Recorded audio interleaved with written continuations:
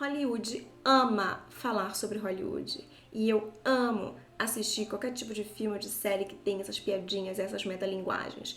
E é isto que a série O Estúdio, disponível na Apple TV Plus, traz pra gente.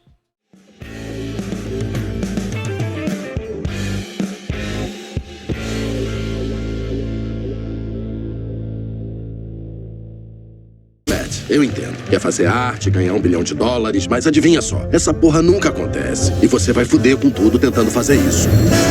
Confia em mim, eu sei como é. Se dependesse de mim, estaríamos focados em fazer o próximo bebê de Rosemary, noivo neurótico, noiva nervosa, ou algum filme que não tenha sido dirigido por um pervertido. Pelo visto, eles fazem ótimos filmes. O pior é que fazem. Esse estúdio fictício criado para a série que chama Continental Studios e os seus funcionários trazem um visual que me chamou muito a atenção enquanto assisti essa série.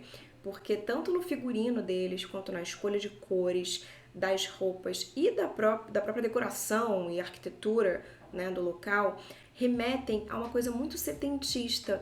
E isso faz alusão ao período histórico, né, chamado Nova Hollywood, que passou nos anos 70, onde a gente teve uma mudança significativa na técnica e na estética das produções cinematográficas.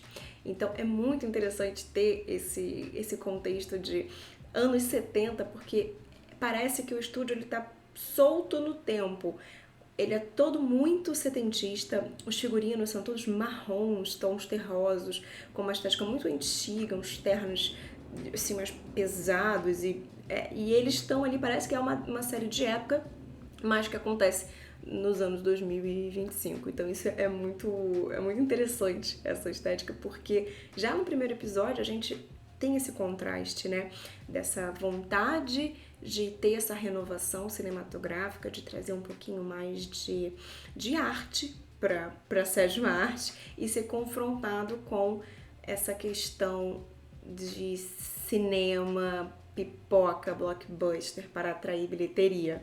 E a gente já vê isso logo no primeiro episódio, quando o dono do estúdio, Griffin, que é interpretado maravilhosamente pelo Bryan Cranston, fala pro Matt, que é o personagem do Seth Rogen, que aqui na Continental a gente não faz filmes, a gente faz movies. Ou seja, você pode ir tirando esse olharzinho seu cinematográfico dos meus filmes, porque aqui é entretenimento acima de tudo, acima da arte, acima de tudo. A gente vai fazer dinheiro com esse estúdio. Porque nesse mesmo episódio, o Matt, ele é confrontado com essa questão de fazer um filme sobre o Kool-Aid, que é um suquinho em pó americano.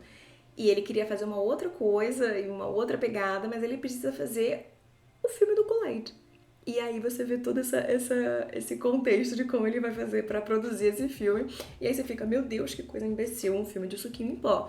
Mas aí você lembra que na vida real existe um filme chamado Flaming Hot, que conta a história dos Cheetos, sabor super picante, um brinde à sétima arte.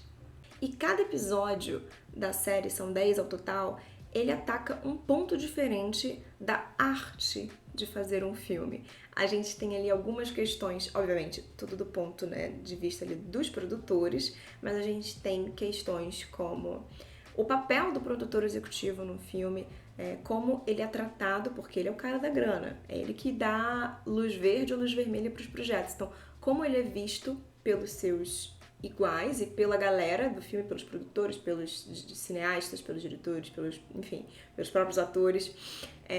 Muitas questões como representatividade, como lidar com egos, tanto para dar um feedback, como esse feedback vai ser recebido, ou egos internos ali da equipe, que geram situações um pouquinho extras. Então, cada episódio tem um assunto diferente.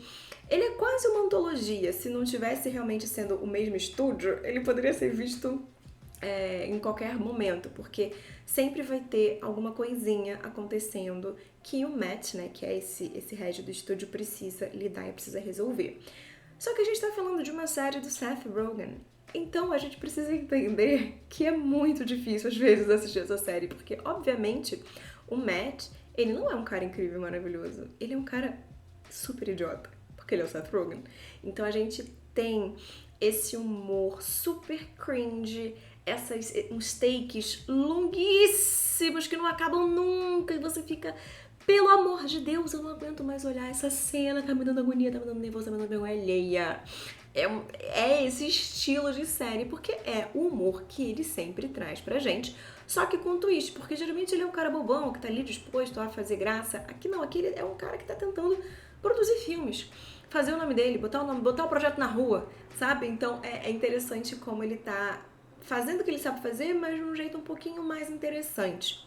E essa série, o primeiro episódio, ele não me pegou tanto. Tanto é que eu demorei a ver o segundo. Eu achei ele um pouco arrastado, um pouco diferente, estranho. Talvez sejam esses takes muito longos que eu falei, que dá uma cansadinha, assim. Mas a partir do segundo pra frente, eu fiquei enlouquecida. Tipo, é muito viciante essa série. Porque é um tema que eu gosto, esses backstages, né? O making off dos filmes, com esse twist de Seth Rogen de ser comédia, e muito bem feito. O segundo episódio fala sobre uma cena que eles precisam gravar, que vai ser feita em plano sequência, e ela precisa ser gravada naquele momento exato por questões climáticas. Então eles tinham que pegar aquele pôr do sol específico naquele dia, no dia seguinte não poderia ter sido feito. E fora que quando você atrasa um dia de gravação, ainda mais externa, né, que não é feita no estúdio, é caríssimo, custa rios de dinheiro. Então aquela cena precisava ser feita naquele dia e o Matt resolve ir até lá atrapalhar, né? Porque produtor executivo só atrapalha no set de filmagem. Então a gente acompanha esse episódio sendo feito. E o mais legal é que esse episódio também foi feito em plano de sequência. Então é um episódio sob plano de sequência, feito sob plano de sequência. Uma coisa gostosa aí pra você assistir. Então a série, ela é muito, muito, muito boa. Cada episódio traz uma coisa diferente que te chama a atenção e que é incrível. Mas pra mim, o melhor episódio é o 8º episódio The Golden Globes, que o estúdio foi indicado, né, representando como o melhor filme de comédia e musical, um filme dirigido pela Zoe Kravitz que eles produziram.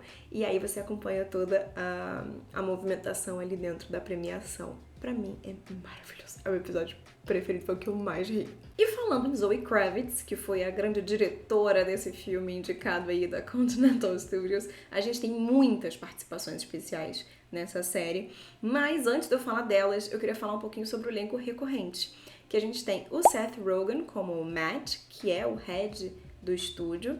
A gente tem o Ike Barinholtz como Sol, que é o VP ali de produção, de criação, VP executivo, não sei muito bem o que ele é, ele é parça lá do Matt.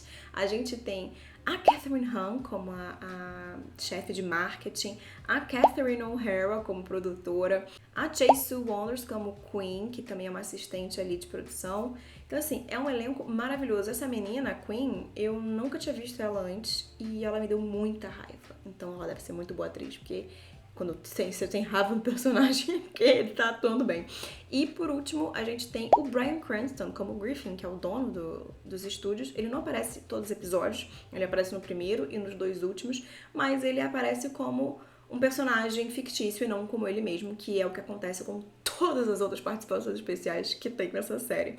Cada episódio a gente vê uma carinha conhecida atuando como eles mesmos. Então tem a Zoe Kravitz, né, que foi a diretora desse filme, mas a gente tem a Greta Lee, o Zac Efron, o Martin Scorsese, a Charlize Theron, Johnny Knoxville, Paul Dano, assim, só pra dar poucos exemplos, porque tem muita gente boa nessa série. E assim, o que esperar de uma série com um elenco desses, com participações especiais como essa, um roteiro hilário, uma direção de arte e uma fotografia impecáveis e, assim, muitas e muitas e muitas cenas que vão te dar vergonha alheia. É maravilhoso, gente. Não tem que fazer.